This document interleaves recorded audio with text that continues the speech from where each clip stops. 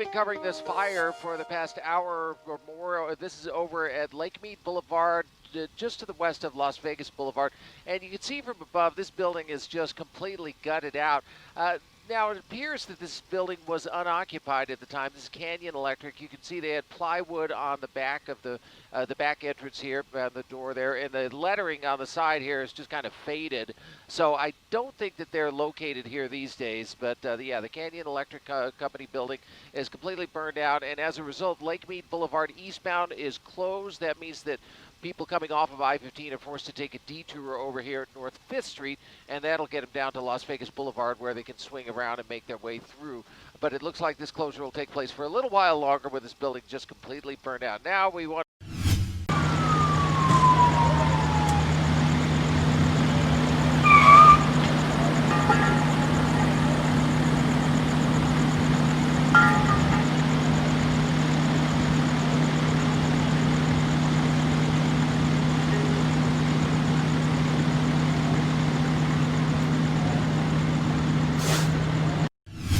experience the challenges caused by COVID-19.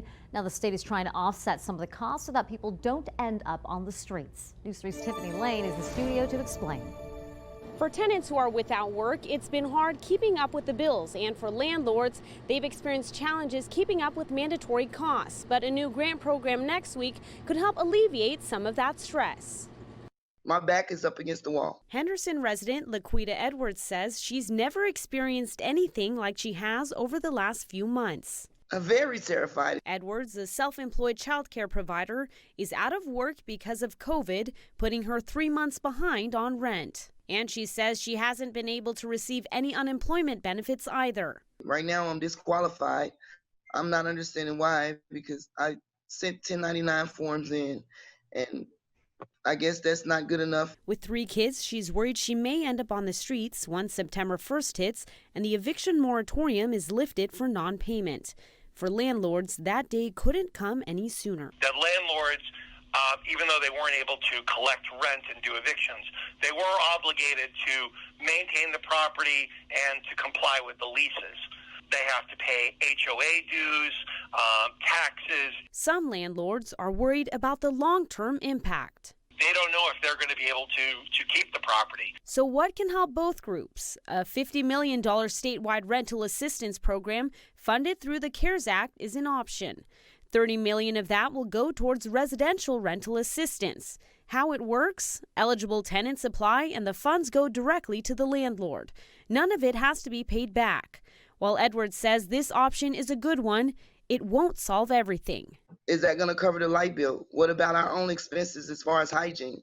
One of my children are in pull-ups. What do I do? The Nevada State Apartment Association says tenants and landlords should continue coming up with payment plans if they have not already. Even when the moratorium is lifted, they say evictions won't happen right away. The eviction process is a 7-day notice to pay or quit.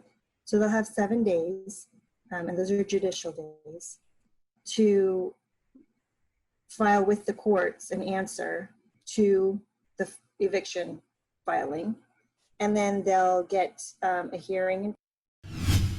I think it's a great thing. The line forms twice a day, 7 days a week. Here at Share Village in downtown Las Vegas, this food pantry, a lifeline for many Southern Nevadans. Yesterday we had a rotisserie chicken and some chicken, deep fried chicken tenders. A need that went up 500% in mid-March. Just as many businesses in the valley shut down due to COVID-19, and unemployment skyrocketed. That's put a lot of pressure on us.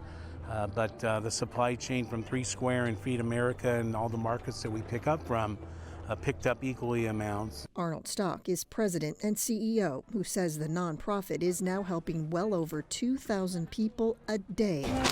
Volunteers bagging up well-rounded meals. They all get fruits, they all get vegetables. No one is turned away. If anybody's hungry, they shouldn't be, because we will make sure that they get food and all the food that they need. There's a lot of families that are struggling right now. And Share Village, just one example of the need. Now here in Henderson, the Salvation Army has had to change the way they do business at their food pantry. Pre-pandemic, clients could come through and pick out whatever they liked. But because of social distancing, the food is now pre-boxed for them. We've had a lot of people call who have been out of work, especially from the casinos. Case manager Danielle Eldridge says in the past, her clients were asked to provide proof of income to determine eligibility, but not now. And home deliveries, she says, are also up. Hello. As many as 40 stops a day. A lot of our clients are seniors, and they're high risk, right? So we deliver to them so that way they don't have to come out. Both Eldridge and Stock say donations are always welcome, whether it's non-perishable food or water. We go through about 1,000 bottles a day of water. Neighbors caring for neighbors during a crisis that's shown no signs of slowing down. God bless these guys. Thank you, Mr. Denise Rosh, News 3.